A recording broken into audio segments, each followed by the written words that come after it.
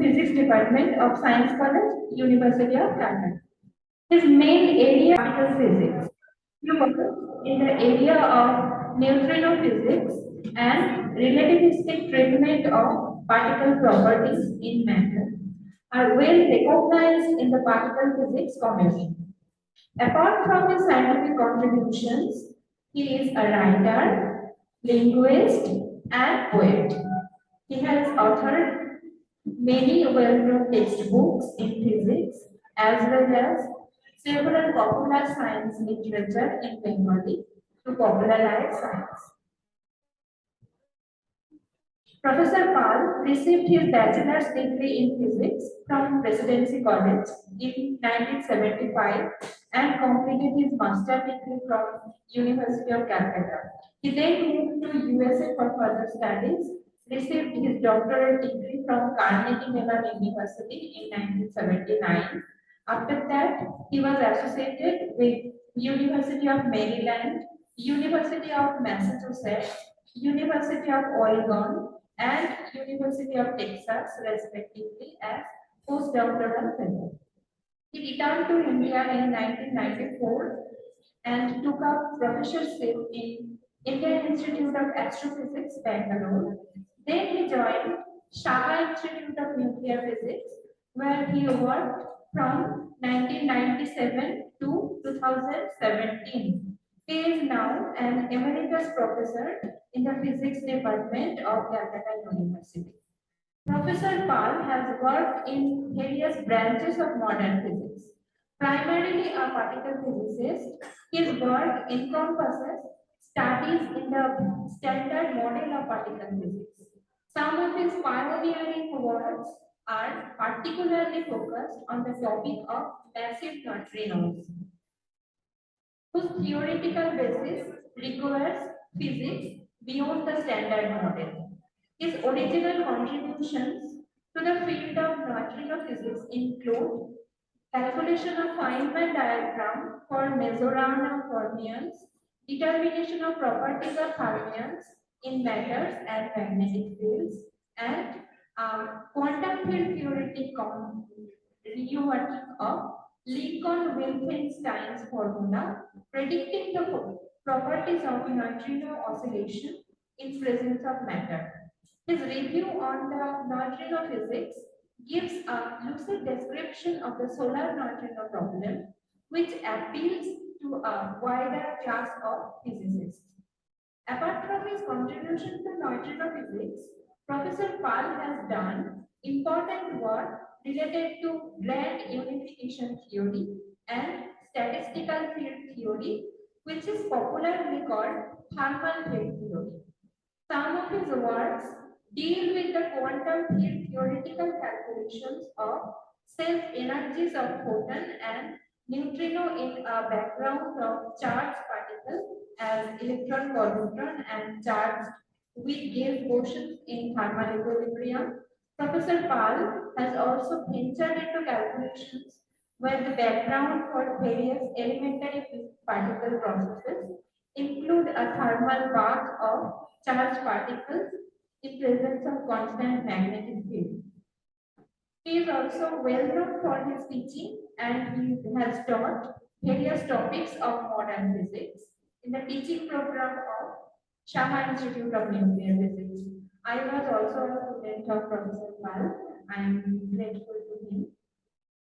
Most of the material he has taught have been later turned into books, which includes subjects like particle physics, statistical physics, and quantum field theory. Except these books, Professor Pal and Rabindranath Mohapatra have written the book titled Massive Neutrinos in Physics and Astrophysics, which is a standard text for both newcomers and old practitioners working in the field of neutrino physics or astroparticle physics. Professor Pal started contributing to literature through popular science articles form as early as in 1988. 8 such books and many other articles published in several magazines show his enthusiasm to reach out to an individual who has any scientific curiosity. His other writings in Bengali, which include several articles on Bengali phonetics, orthography, and grammar, Bengali translations of poetries written in other foreign languages, such as the ones by Robert Pablo Neruda, and Folktales of Children, carry the signature of his varied interest in literature and linguistics. He has received two awards in the field of literature, Rabindra Smriti Puraskar in 2004 and Ramendra Sundar Smriti Puraskar in 2011 for his popular books বিজ্ঞান ব্যক্তি যুক্তি সময় সমাজ and আইনস্টাইনের উত্তরাধিকার respectively. So this is a brief introduction of Professor Pal, and now I will request Professor Pal to deliver his lecture on famous scientist era. Let me tell one thing that our contributor, Professor Dr. Ornapurna Sarkar, who started this endowment lecture, she asked that the two lectures, one should be in scientific topic and another should be in the life of a scientist. So Professor Pal will tell us about life of a scientist. Professor Paul Dira. His topic is Paul Dira, the introvert genius. So let us clap together for Professor Pal and welcome her.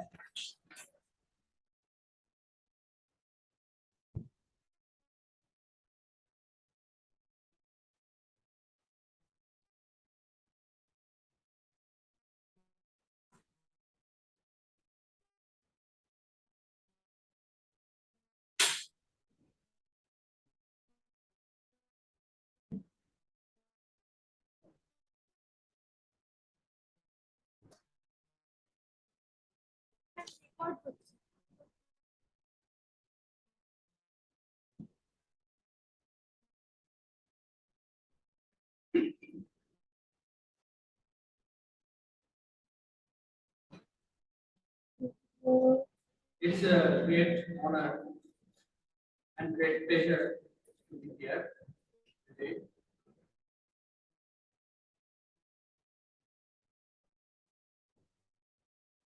It's honor because of the people involved in the organization talks.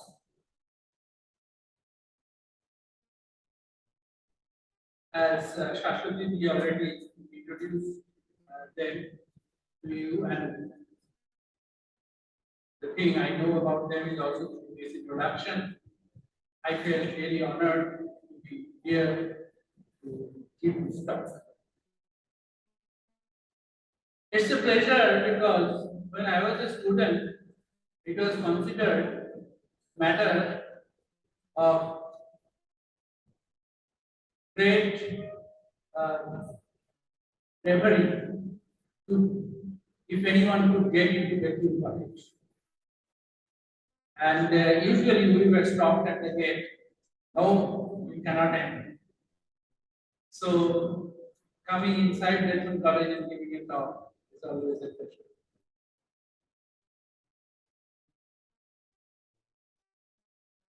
When I was asked to give this talk, I was told that I have to talk about the life of the scientist, as Dr. was also mentioned. Now, this almost seemed to me like a history talk. And at my home, there are two people. One is me and another is a history professor. Okay, so I don't talk about history very much. It's a different department. So I was really afraid to talk about history. But then I had two thoughts in my mind. One is, really the life of a creator is the creation. So the life of a scientist is really reflected in the science that he or she has done. And so if I talk about the science of Dirac, then in a sense I'll be talking about the life of Dirac. The second thing that I thought is that once I am here on this podium, no matter what I talk about, nobody is going to pull me down. I can easily now talk about the coming India Australia one day series, and I know nobody will be able to pull me down. So I will not go that far, of course. So I will talk about Iraq. I don't know very much about his life, apart from the fact that he was born in 1902 and died in 1984. He got the Nobel Prize in 1933. He was one of the youngest recipients of the Physics Nobel Prize. He got it, as you see, at the age of 31. And already by that time, he had made enormous contribution to physics. This is very strange because he did not have physics background. He was an electrical engineer by training. Could not find a job. So he applied for physics, applied for physics positions, got one, and started doing physics. This was in the 1920s, when quantum mechanics is just coming up. So what Dirac did is he contributed to this emerging field of quantum mechanics in a way that it changed the face of quantum mechanics forever. And many of the things that we learn today, although we do not explicitly mention that it was done by Dirac first, it was done by Dirac. When my daughter and my child were very young, I had a game with them. I would just recite 2 lines of poetry to them, and then I would ask them, guess who wrote it? And they would have to guess. And I told them, look, no matter what I say, if you don't know it, first make the guess it's Rabindranath. Even if it doesn't sound like Rabindranath, you should know that he was one of the best of writing poets which did not sound like him. So, in quantum mechanics, Dirac is like that. If somebody tells you who had done this first try Dirac. If it doesn't work, you can try some other things. Like, for example, who invented Pauli matrices? Dirac. Who invented the commutation relations of position and momentum? Dirac. Okay. And so on and so forth. Okay. But let me not go in this haphazard way.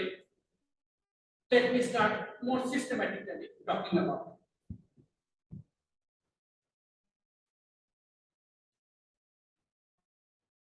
Abdul Salam,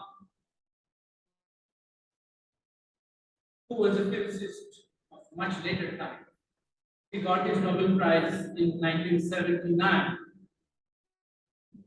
Abdul Salam was once asked, who do you consider to be the greatest physicist of 20th century? Salam said, Dirac. And the person who was asking the question was a little surprised. You don't mention Einstein. Okay, he will come in the list, but not before. What Einstein did was great physics, but at least the mathematics of that was known. Einstein used known mathematics to do physics. In Dirac case, it is the mathematics was not used. Dirac had to invent the mathematics to do the physics.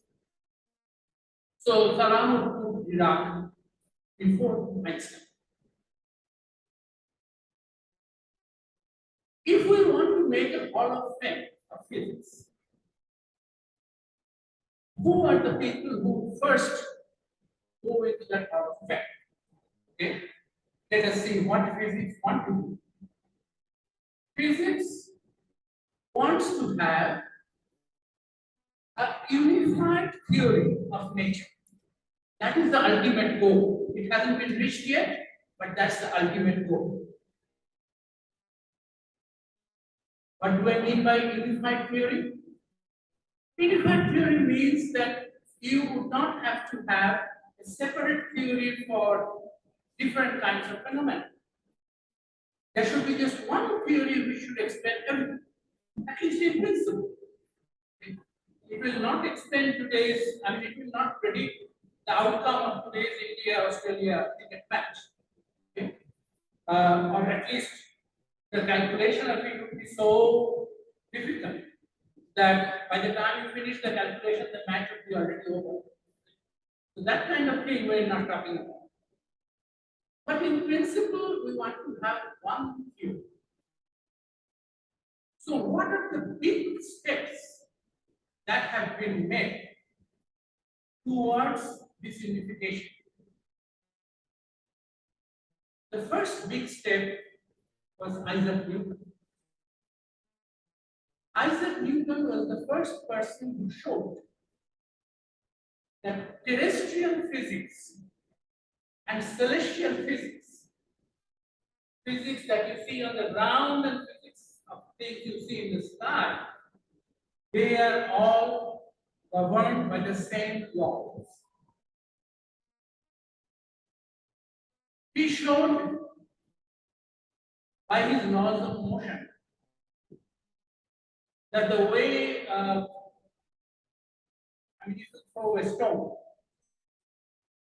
the way it travels through the air, that motion. And if you look at the moon, the way it goes around the earth, that motion, they are connected by the same laws. This was never known or thought of before. Think of all theories before Newton. Kepler's laws of planets. They apply to planets. They don't apply to anything on the surface of the earth. Archimedes' law. They apply to objects floating in a liquid or sinking in a liquid. But apparently they don't have anything to do with what happens in the sky. So I can go. But you know the examples that I am going to give. And the point is this, that the physics of things on the earth and the physics of things in the sky, they were first related by Newton to his laws of motion and his law of gravitation. This was the first big landmark. The second big landmark came in 1860s in a city which I recently visited, as I told you during the comment session of the previous talk. This was done by a professor at the University of Edinburgh. His name was James Clerk Maxwell. What Maxwell showed is that electricity and magnetism are not really separate things. They are connected. So much so that you cannot really describe electricity without magnetism and magnetism without electricity. Only in some limits, like the static limit, maybe electricity, you can describe electricity without thinking of magnetism. But when the charges move, you have to think about magnetism when you are talking about electricity and vice versa. So So this was the second big synthesis. By the way, Maxwell also said, when he calculated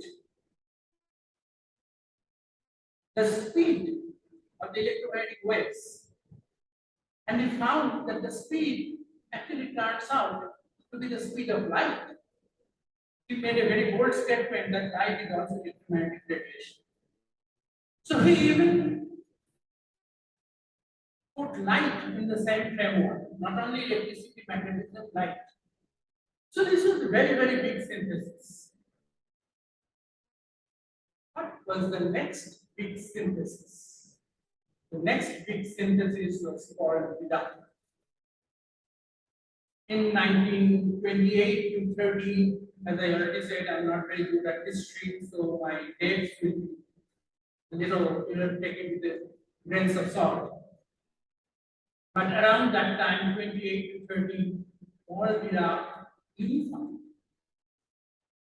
quantum mechanics and relativity. So almost the entire remaining part of my talk will be this synthesis of quantum mechanics and relativity. But just for the sake of completeness, let me tell you what are the steps of unification which have been taken since Iraq. The next big one was taken in 1967 by Stephen Weinberg and Abdul Salam, the latter person whom I have already mentioned. They showed that among the four fundamental forces that exist in the universe, gravitational, electromagnetic, weak, and strong, out of these four, they unify the weak and the electromagnetic. So just like since the time of Maxwell, we don't talk about electricity and magnetism separately, we talk about electromagnetic field.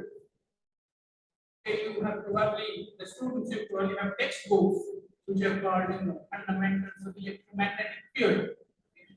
So similarly, after Weinberg and Salam, we don't talk about electromagnetic and weak interaction separately, talk of them together as electroweak.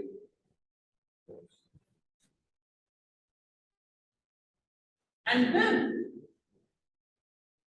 very closely after, in 1974, Howard Georgia and Sheldon Glashow showed that this electroweak can also be unified with a strong interaction. And that is the theory called the grand unified theory. This theory has not been experimentally proved yet.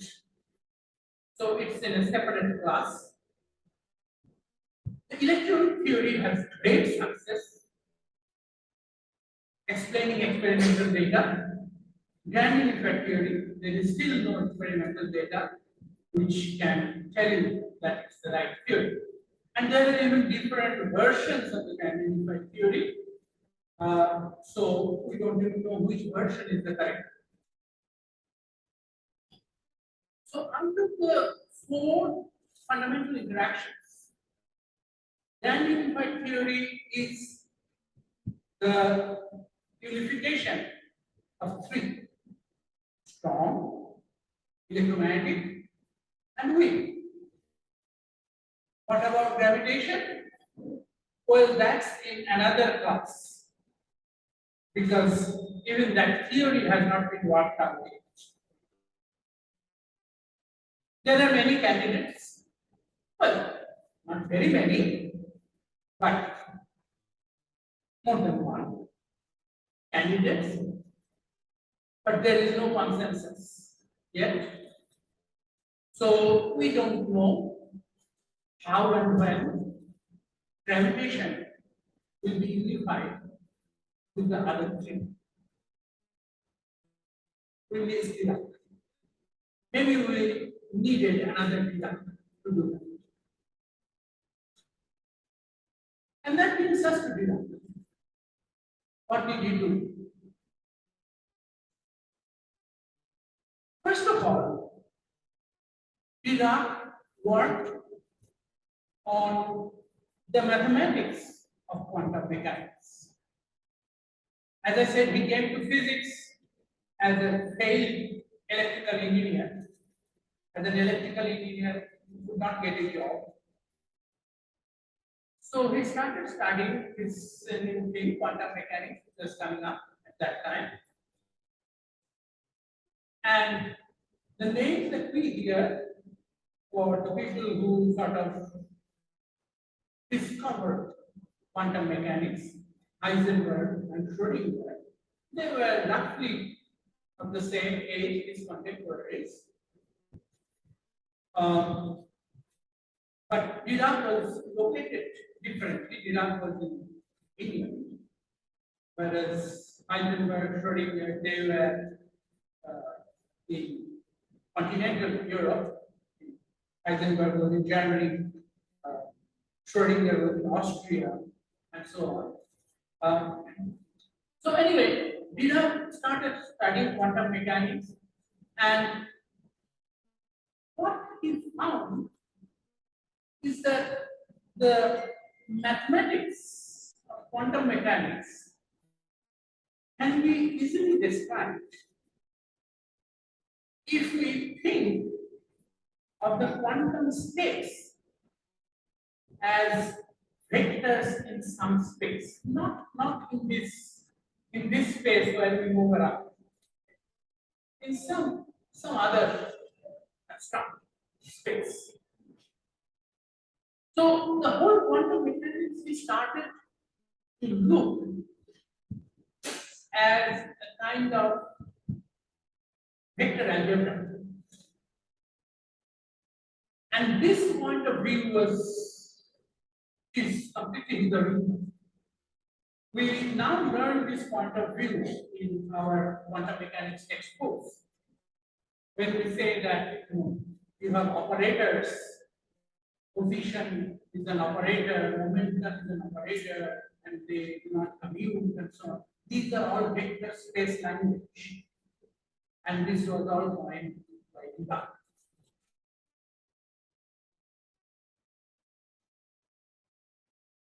I am assuming, I'm not assuming that everybody in this audience would know Dirac theory. If you did, I wouldn't have come to give this lecture. But at least I wouldn't have come with an empty hand without anything to project and so on. I would have tried to do some fantastic projections so that after lunch you would fall asleep soon. But what I am assuming is that people here are all physics people, and so some of the things like momentum and so on, I don't have to define in this audience. Am I right? Looks like I am. Okay. Now, so this is one part of Dirac, the formalization of quantum mechanics that I will not talk about very much. As I said, many of the things actually Dirac discovered, if you don't know that Dirac discovered. And Dirac was a man of very few words, and he was also a very humble person. For example, the thing that we know now as Fermi-Dirac statistics, or Fermi-Dirac distribution, Dirac would never mention it as Fermi-Dirac distribution. He would always call it Fermi distribution, because it was an embarrassment to mention himself. So he was a very person and a man of very few words. I have read that, well, Dirac's family went to England from Switzerland. And so Dirac's parents, or at least his father, I'm not sure about his mother, but his father definitely came from the Swiss, from the French-speaking area of Switzerland. So after the move to England, the children were born. His father was a very stern person, and he insisted that the children should talk in French to him. As a result, Iraq did not talk.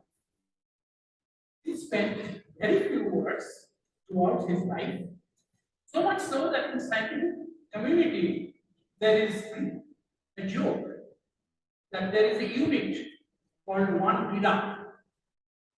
That's it's a unit of the amount of spoken words, and 1 Iraq is 1 word per hour. I think Iraq spoke less than. I read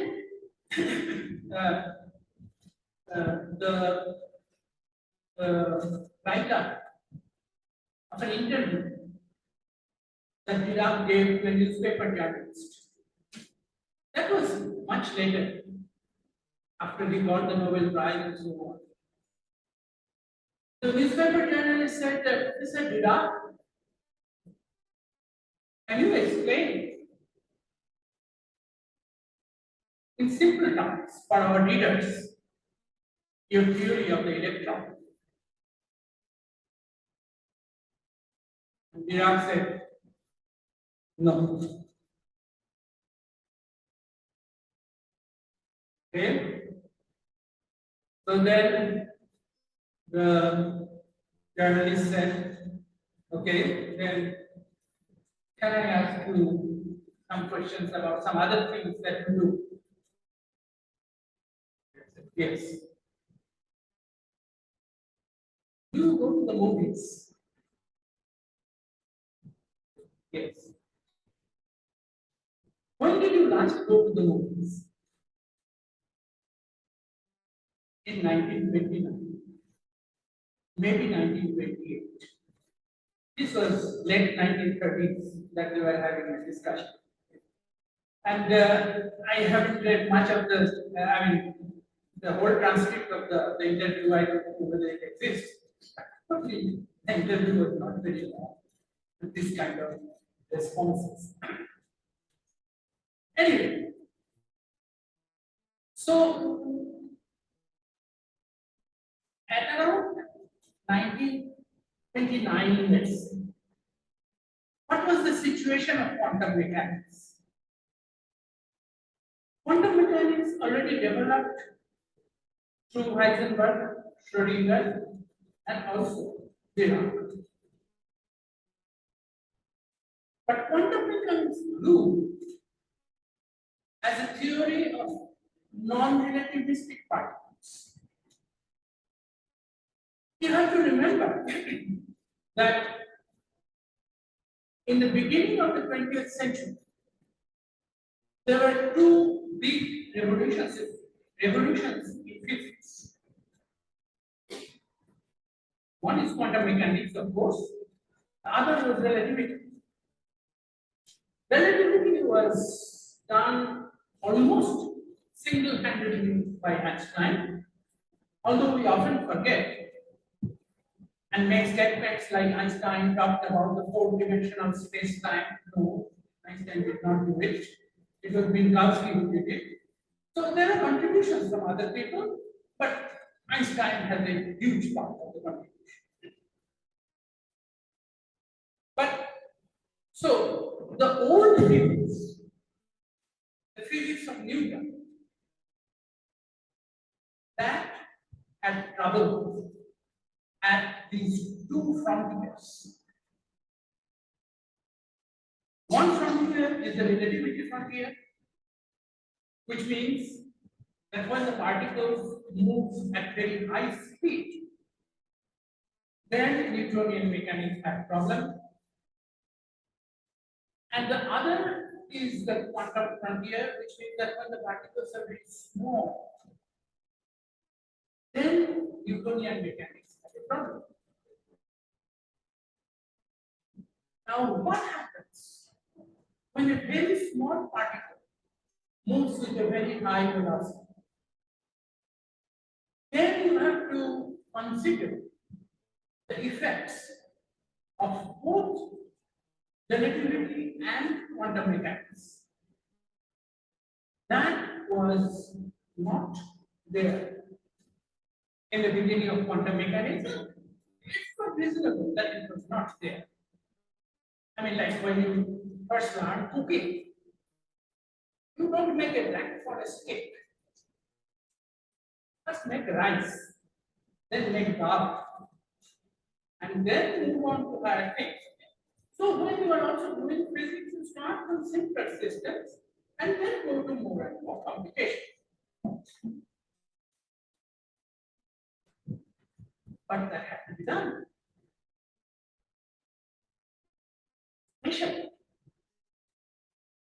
Because it was understood that the electrons in the atoms,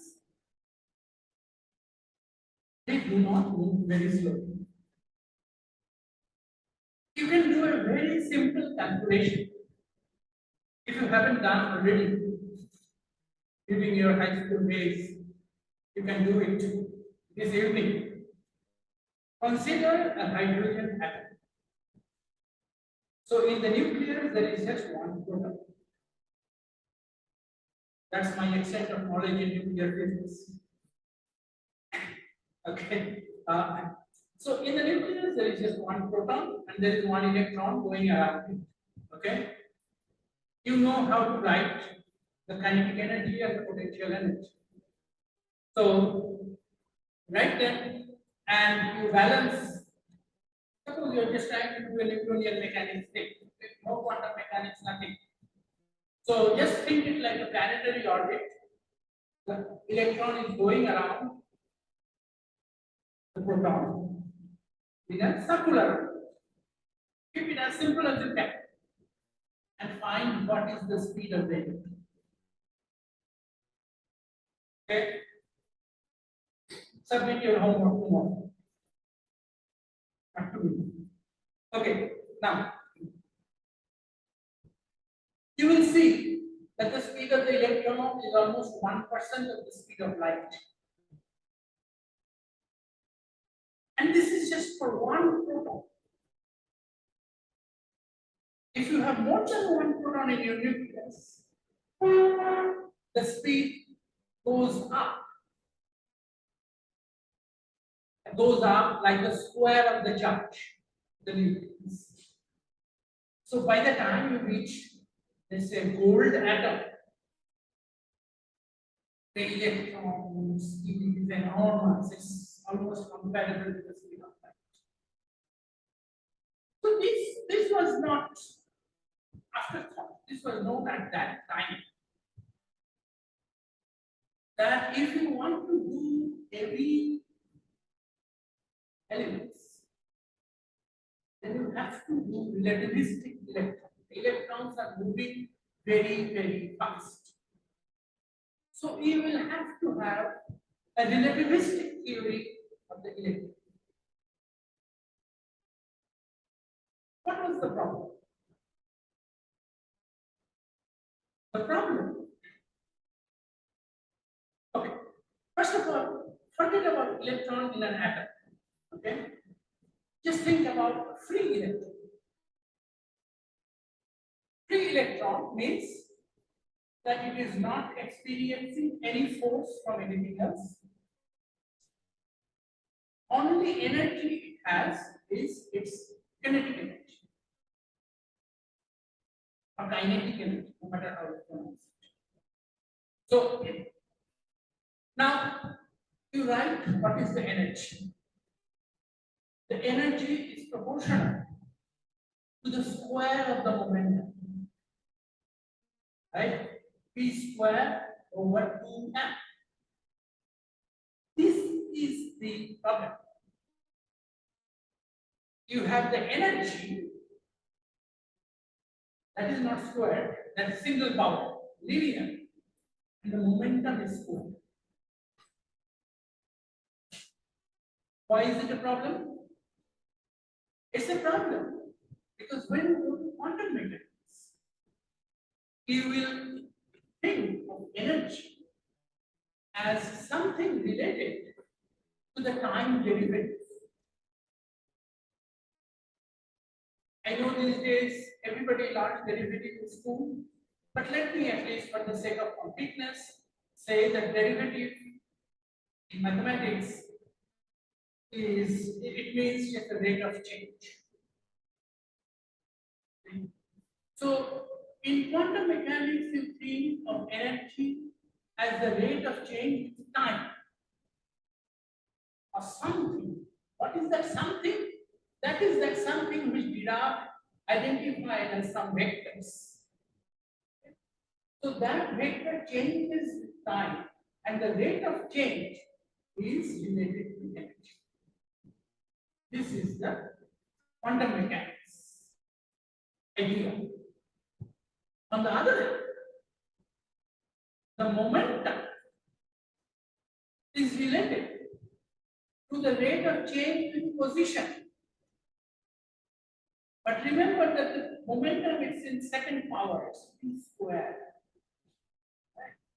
So we have to take the derivative twice. It's the rate of the rate. It's like acceleration. Velocity is rate of change of your position.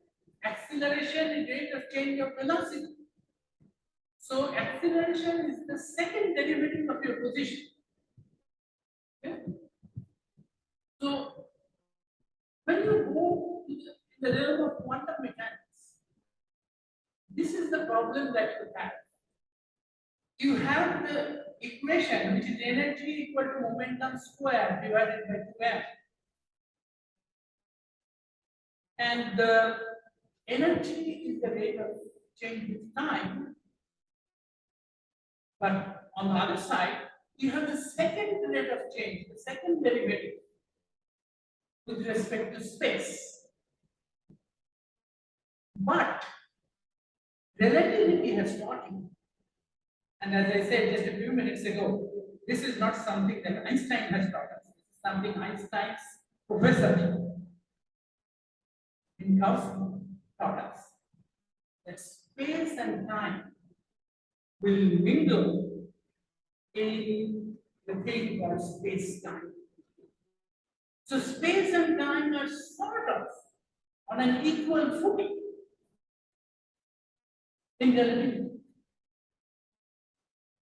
Then, how come you will have a first derivative with respect to time and a second derivative with respect to space? It just doesn't work.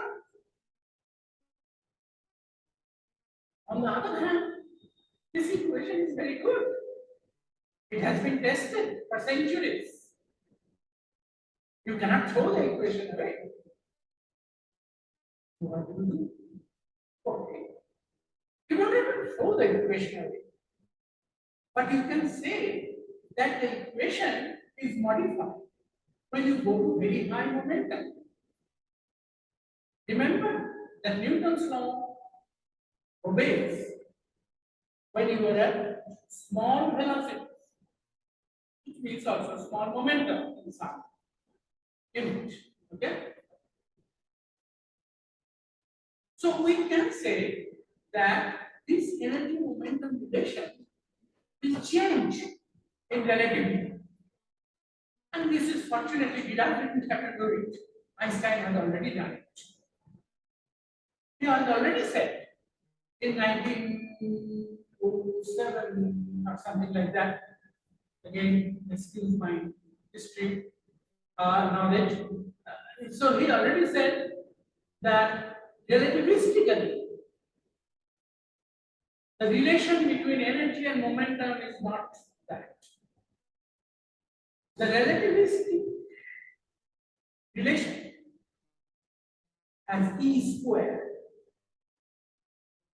and E squared is equal to C squared B squared plus M squared C to the power 4.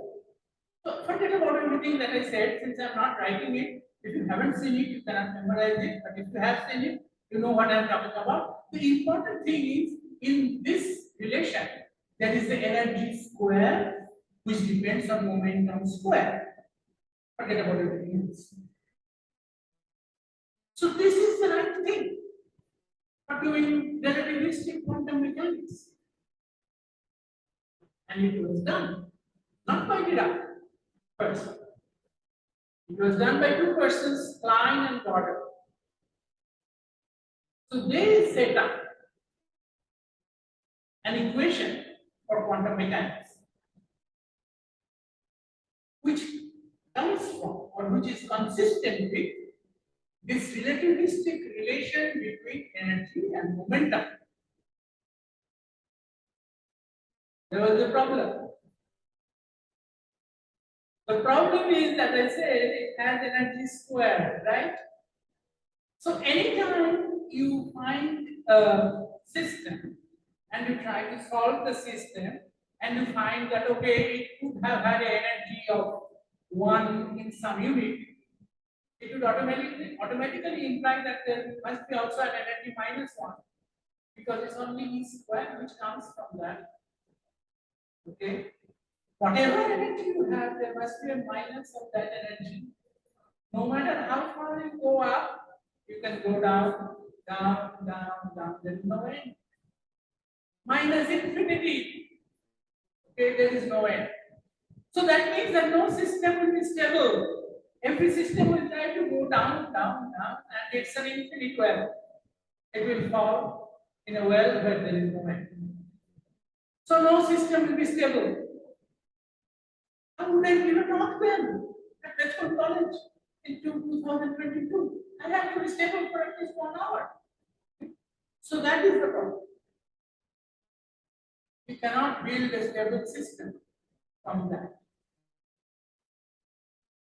And then we got hit upon this great idea. Said, okay. What was the problem?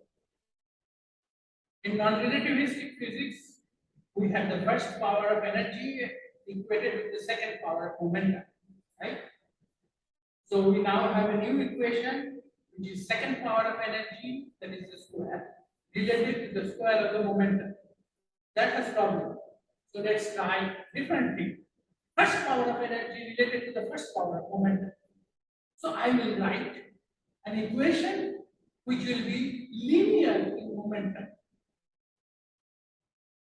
So my expression for energy will be first power of momentum. There will be also mass and so on. I am not talking about the mass. That's not the important part in this discussion. But this is crazy because energy, as you know, is a scalar and momentum is vector. So how can you equate energy with momentum? It's not possible. Okay? You have no, it's not possible. So how can you get a scalar from a vector? You have to take the product of two vectors. It's called a dot product or scalar product or inner product. A dot B. Okay. These kind of fields are scalars. So the energy has to be the dot product of two vectors. But wait, I have only one vector, which is the momentum. What is the other vector? So did I have to wait? Don't rush. Let's call the other vector to be alpha. And at the moment, don't worry what this alpha is. It's some other vector. So I'm taking the dot product of alpha and momentum, which is giving me the energy. And also the mass term. Don't forget the mass term. I might forget when I'm talking. Okay. So this and this work. Okay, if it has to work, first of all, you have to tell us what is this alpha. You cannot just introduce anything and then just make it like a magician's trick. So what is this up? Okay. Now Dirac said that look, we know some of the things will have to be right. That equation that Einstein wrote, E square equal to C square, T square plus M square, C to the power 4. That equation is right. So that means if I take my expression for energy, alpha dot P, and square it, I should get back Einstein's equation.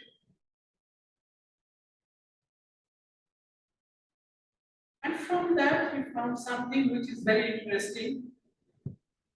It is really, to our generation, it seems like bread and butter.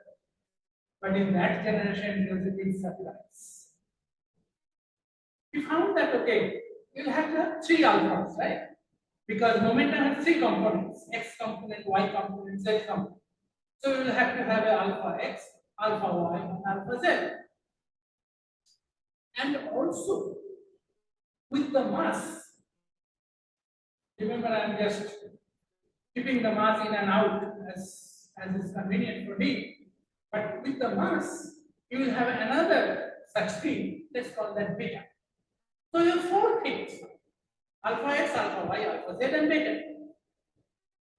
And when I square this thing, it should give us Einstein's expression. But he found that that requires that this alpha x, alpha y, alpha z, and beta, all four of these, they anti-commute between them.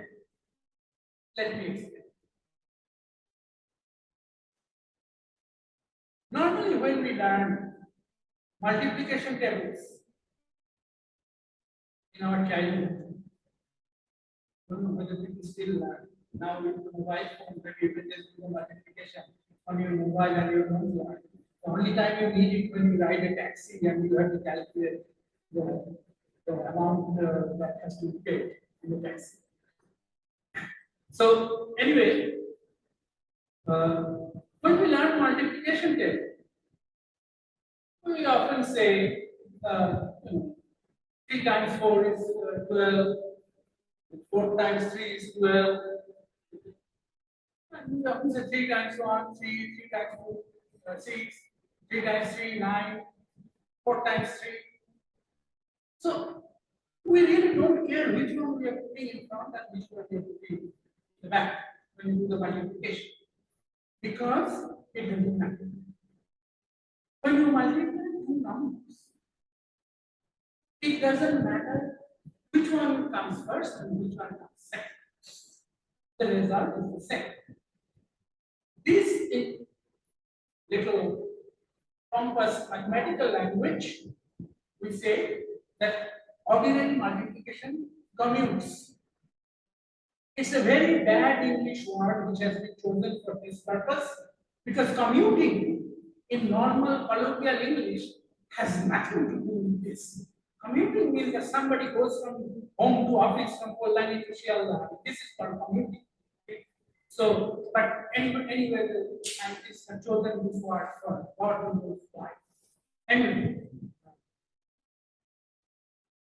so what did I find is that this alpha x, alpha y, alpha z, and beta, they do not have this property.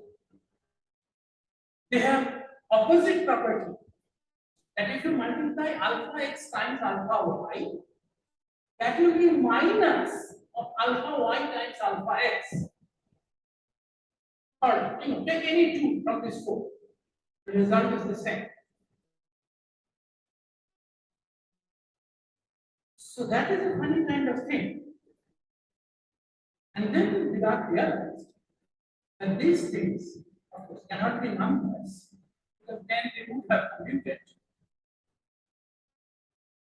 So they have to be something else. And he knew at that time maybe because of his electrical engineering training, he knew about matrices quite well, and he knew that matrices can have this property. I mean, I'm not saying that any two matrices will have to anti-compute, but you can find matrices which anti-compute. You can find matrices such that the product of these two, if you reverse the order, then the product becomes negative. Okay? So these are two kinds of things. And now the task is you have to find four different matrices which anti-commute with one another. This is the thing that Salam said, that we don't have to invent these mathematics. Okay? So Dirac found it. And he found that in the process, he found that 2 by 2 matrices does not work. 2 by 2 matrices do not work. And the 2 by 2 matrices that he found, which will anti-commute, known as Pauli matrices. And Dirac, of course, later said that I invented them independent of Pauli, and probably Pauli also invented them independently of me. But he put the word properly. Okay, now, so if on the 2 by 2 matrices, you cannot find 4 of them which will anti-commute. So you'll have to go to 4 by 4. I mean, there are reasons to believe that it will have to be even number of rows and columns of matrices that I'm not getting into. So you'll have to go to 4 by 4. Now 4 by 4 gave him a little problem. But before telling what the problem is, let me tell you why he was keen on finding 2 by 2. The point is, the properties of the electrons in the atoms were inferred from the atomic spectrum. Right? The atom emits different kinds of light when the electron goes from one state to another, and from those spectra you infer how what was the electron's energy inside the atom. This is the trick. Okay? Now, analyzing the spectra of different atoms, Bauschmidt and Gulenbeck around 1924 and 25, they found, they concluded that the things that we are thinking of as one energy must be actually two different energy states. And they say that this is something like the electron has a spin. So maybe it is spinning clockwise or anti-clockwise. I heard from a professor of mine that the students now do not know what is clockwise and what is anti-clockwise because they have not seen the clocks with hands. But never mind. So digital clocks don't have clockwise or anti-clockwise, but it's two different rotations. So, but then what is this spin? Okay, so at first it was thought that okay, so maybe the electron is like a very small spinning top. But if you think of that, if you take that picture seriously, and if you try to calculate what will be the speed of the electron. So think of the electron as a very small ball. And think of the spin. And then try to see what should be the velocity in order to match these atomic spectra. It turns out that the velocity turns out to be very, very large. Sometimes it will larger than the speed of light. So that picture is not the right picture. It is something else. And Dirac somehow thought that this concept of spin should also come out from his equation. Before him, people were putting spin sort of what we say by hand. So you have the electron and say, okay, it has also spin. This is how you do your quantum mechanics in your early years. Yes, solve the Schrodinger equation, but also put the spin. But Dirac said, no, the spin should come out. Now, if there are two spin states, that means then Dirac thought that if I have 2 by 2 matrices, 2 by 2 matrices will have 2 eigenstates. And so those will be the 2 spin states. But to his dissatisfaction, he got 4 by 4 matrices. So he got the 2. But now what is he going to do with the other 2? That's the problem. So he didn't leave it at that. He said, okay, let's try to see the current that these other 2 states produce. And he found that the current is opposite. So then he said, oh, so then these other 2 states must have an opposite charge. So then he said, okay, so then some kind of an anti-particle, you can say. What is anti-particle? Well, it will, from his equation, it says that it will have to have the same mass. The charge will have to be the opposite. There was no particle like that at that time. So then Dirac made a compromise. He said, okay, maybe the proton. Maybe the proton is the antiparticle. I just made the calculation on there is something further in the calculation that we didn't consider. He missed the chance. Because within a few years, the antiparticle of electron was experimentally found. It's now called the positron. Has the same charge, same mass, the opposite charge as the electron. And if you go by Dirac's theory, you will have to have, every particle which will obey Dirac's theory will have to have its antiparticle also. So later it was realized that proton also has an antiparticle, and this antiproton was discovered in the 1950s. Neutron has an antiparticle, and so on and so forth. So this was Dirac's first big step towards unifying relativity and quantum mechanics. And it was such a beautiful theory that Niels Bohr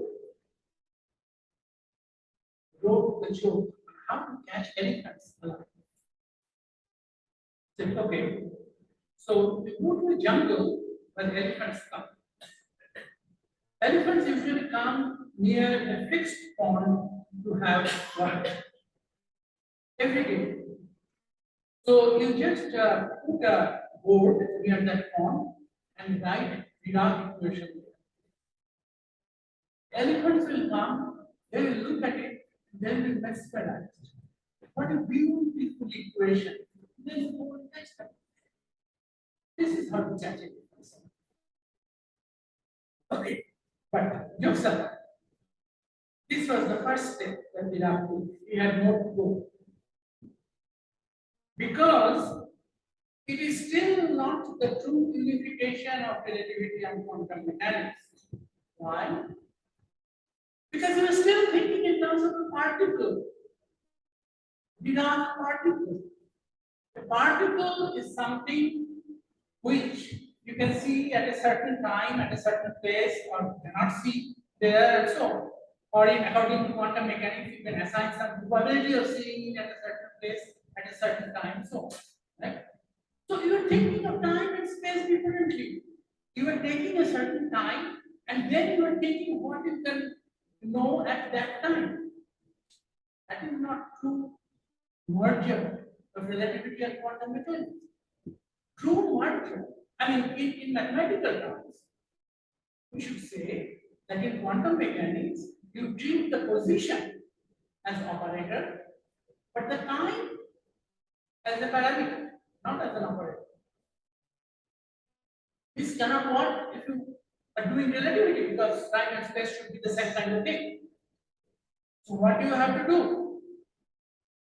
Either you can say both time and space are operators for reasons that I will not get into, that doesn't work.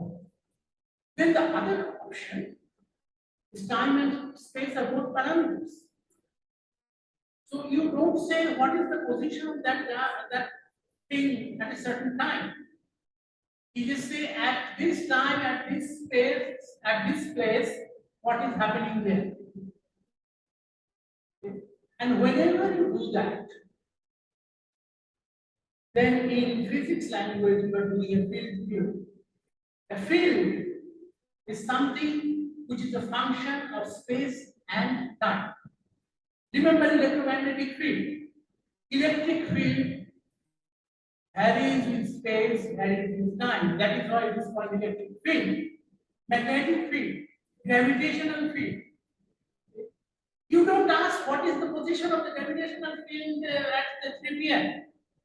You ask, okay, what is the gravitational field at 3 p.m. Near the Bethune College gate? So this is the kind of question that you have to ask. You have to think everything in terms of fields. Only then you will unify relativity and quantum mechanics. And this effort is called quantum field theory. Consistent with quantum mechanics, it's a field theory.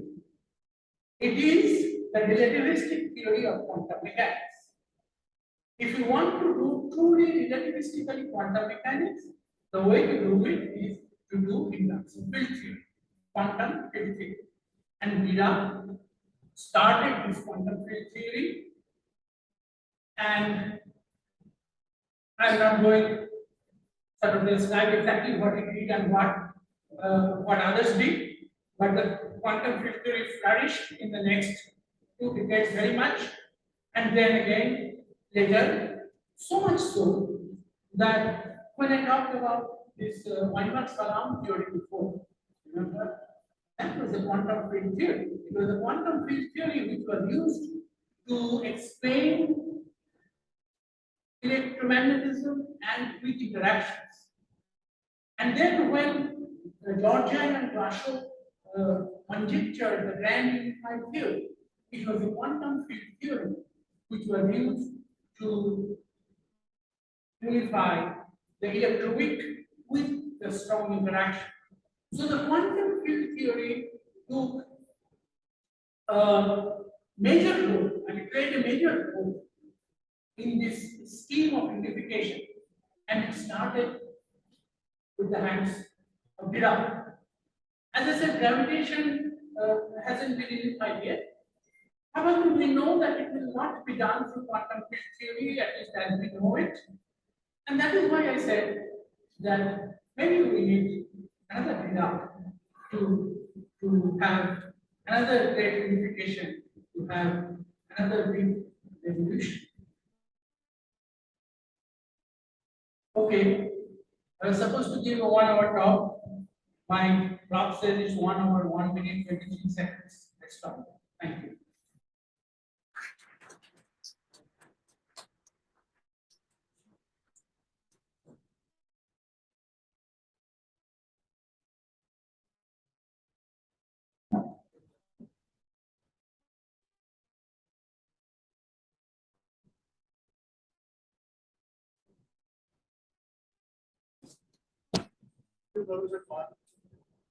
Hello.